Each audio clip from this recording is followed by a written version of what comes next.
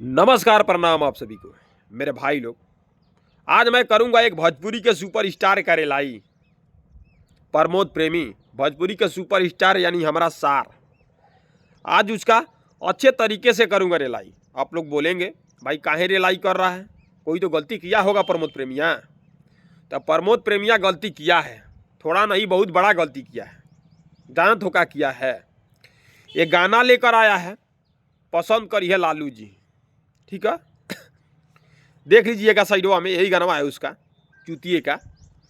इसमें बिहार के भी नेताओं का अपमान किया है और हमारे यूपी के भी नेताओं का अपमान किया है। बिहार और यूपी दोनों जगह के नेताओं का अपमान किया है। रही बात भाई, किसी भी नेता का अपमान नहीं करना चाहिए। जो कि बिहार में दलित समाज के नेता पासवान, यूपी में मायावती जी का ये अपमान किया है। ये बताइए कहाँ से अच्छा है? अबे कोई लालू को कहे लालू है चड्ढा बेचता ना अंडरवियर बेचता हुआ, तेजस्वी कहे चोली बेचिए होली में, तो कैसा लगी तो लोग के? हमारा ये नहीं समझ में आवत कि साला भोजपुरी के सुपर स्टार होके और राजनीति में कहाँ से ढूक गई? कौन एक के सिखा दिलस? एक कोई म्यूजिक बा, म्यूजिक दे वाला राइटर फाइटर हुआ अभिषेक तिवरिया है, एक राइटरवा भी हुए है। ये सब एक चढ़ा बढ़ा के ये भक्चोद के गाना गवैले हुए। ठीक है, आरजेडी जितावे चलत हुए। अब ते बताऊ अभिषेक तिवारी के बिरादत के कितना लोग आरजेडी के सपोर्ट करते हुई?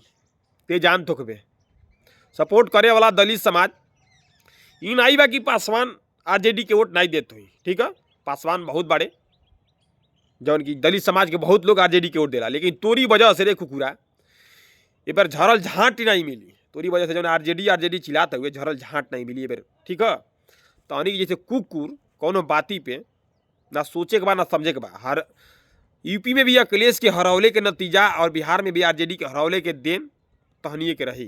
बिहार ए बेर आए वाला समय में देखिए से एक नतीजा जरूर तहनी के मिली। रही बात के कहते राजनीति करते हुआ सन तो बहुत सड़ी के अपने बिहार के कर सन, यूपी के कहीं बीचवा में लाओ हुआ सन। यूपी के अब मायावती अखिलेश के मतलब ते का लगाते हुए कि अखिलेश लगाई है मायावती के रंग। जानते हुए नाता कौन चीज चल रहा? फुआ के नाता चलेला। अब ते अपना फुआ के रंग लगावे ले। फुआ भतीजा ये प्रकार से चले नाता, अपना फुआ के रंग लगावे ले रे प्रमोद प्रेमिया साला कुकुर। हमारे भाई बिहार के दो चार को कुकुर बाड़ा से यही कुनी की वजह से ज्यादा। अब देखिए कुछ हमारे कमेंट में भोक यस कहिए से कि मैं यादव हई, यादव का सपोर्ट करिए। अरे हमारे झटिया के बाहर हुआ तो हलो। ठीक है, जन यादव चिल्लाता लो। ठीक बा ना? कौन ये सब भोके वाला कुकुर हुआ सन? जहाँ मार पड़ी तहाँ भाग पड़िए स, आपस लियो चिल्लिए स।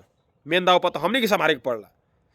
बस कमेंट में आके भोकिए स, लेकिन हमने के फेस बैलू रहेला कि हाँ कहाँ रेला तो ना, जहाँ गलती रहता है खुला रेला थी कि हमने के। देखिए हमारा भाई जितना बिहार में आरजेडी सरकार के गिरौले के नतीजा यही कुकुरा कुल के, यही गाय के मदरिया, अब का बोली दिमाग एकदम सड़क गई बा। यही कुनी की तरह गाय कुल के देन बाकी आरजेडी सरकार हारी, यूपी से अखिलेश जई है चलिए गई बा ना। यही कुछ तरह जो अपने आप के अहिर बतावल सन, उखरे के झाट नहीं आ नाम का बताई। यही कुछ के देन है कि दोनों जगह के सरकार गिरल है। दबा के शेयर मारा हमारा भाई, तनी पहुँच जाओ सारवा के लगे। आज जौन यादव आके कमेंट में हमारा भोकी छोड़े हम नहीं बता देते हैं। ठीक बा, यादव हुआ तो यादव बन के रह। यादव के मतलब नहीं कि नीचेता पर उतर। ठीक है, तोरे माई बहन पे कोनो गाई तो अच्छा लगी, तोरे नेता पर कोनो गाई तो अच्छा लगी। अबे कोनो कह दे कि अखिलेश चोली बेचना तो अच्छा लगी?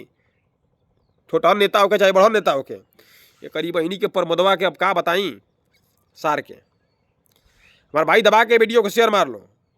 सपोर्ट करे के बाद जरा प्रमोदवा के जाके प्रमोदवा के करो, लेकिन कमेंट में भोकी ना। नमस्कार, प्रणाम।